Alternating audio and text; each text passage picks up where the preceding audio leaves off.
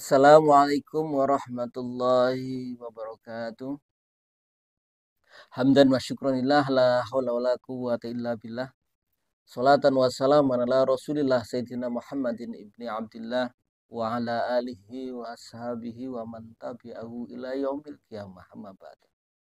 Faya ayyuhal muslimun rahimakumullah. Di bulan puasa ini banyak diperdengarkan, didengungkan oleh para mubalik, para kiai, para ustadz di majlis taklim, di musola, di masjid. Hadis Rasulullah Muhammad Sallallahu Alaihi Wasallam yang berbunyi, "Man soma Ramadana imanan wa ihtisaban, ghufira lahu ma taqaddama min dzambi." Kaum muslimin rahimakumullah. Hadis ini sesuatu hal yang biasa didengarkan oleh kita. Barang siapa yang berpuasa di bulan Ramadan, imanan,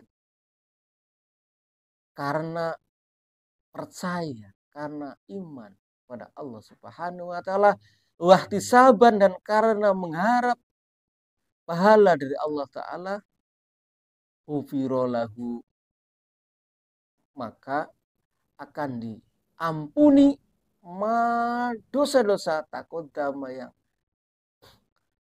telah berlalu min dzambi, dari dosa-dosa. Di sini jelas bahwa Allah Subhanahu wa taala menjamin pengampunan kepada dosa-dosa kaum muslimin yang berpuasa dengan dua syarat. Syarat yang pertama adalah iman. Puasa, menjalani puasa bulan Ramadan ini karena percaya, meyakini bahwa bulan Ramadan, puasa Ramadan ini merupakan aktivitas yang diperintahkan oleh Allah Subhanahu wa taala. Ini pertama, merupakan syarat ketika kita ingin diampuni oleh Allah Subhanahu wa taala dosa-dosa kita yang telah lalu. Di sini ada catatan bahwa keimanan yang kita miliki itu merupakan keimanan yang dalam bahasa tafsir Jalalain itu bikafatil syariah, pada mengimani pada seluruh perintah-perintah Allah, bukan hanya mengimani pada perintah Allah berupa puasa bulan Ramadan. Dan barang siapa yang mengimani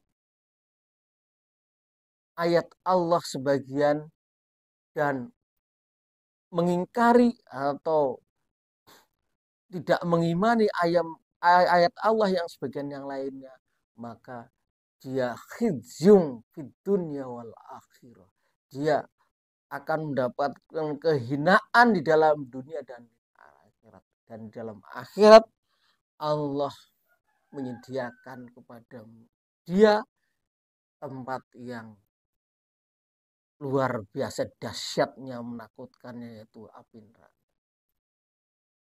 Jadi catatannya adalah mempercayai bahwa Ramadan ada perintah puasa dari Allah, juga dia harus mempercayai bahwa ada perintah-perintah lain dari Allah selain puasa di bulan Ramadan. Seperti apa? Seperti sholat fardu 5 waktu. Seperti apa lagi? Menutup aurat.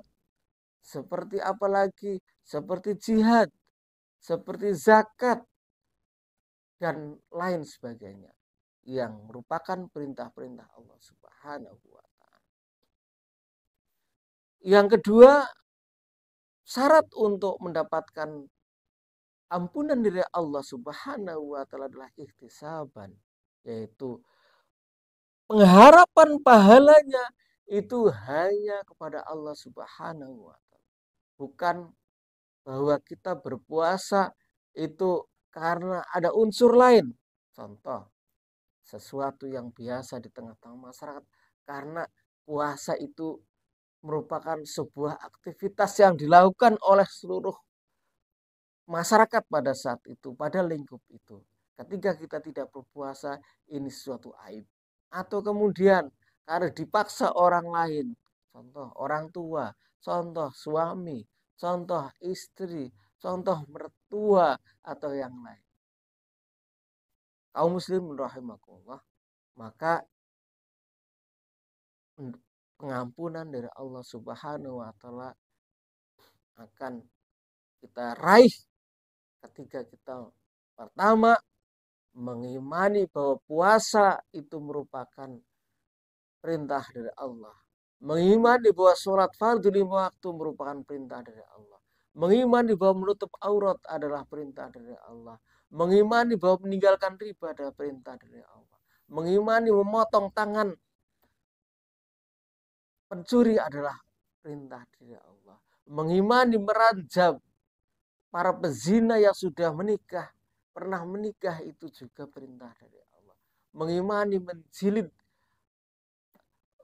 pezina yang belum pernah menikah, itu juga perintah dari Allah.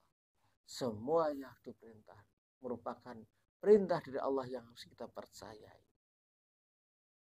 Dan intinya bahwa puasa kalau kita lakukan dengan dua kriteria ini merupakan junnah, merupakan perisai bagi kita, tameng bagi kita dari azab neraka.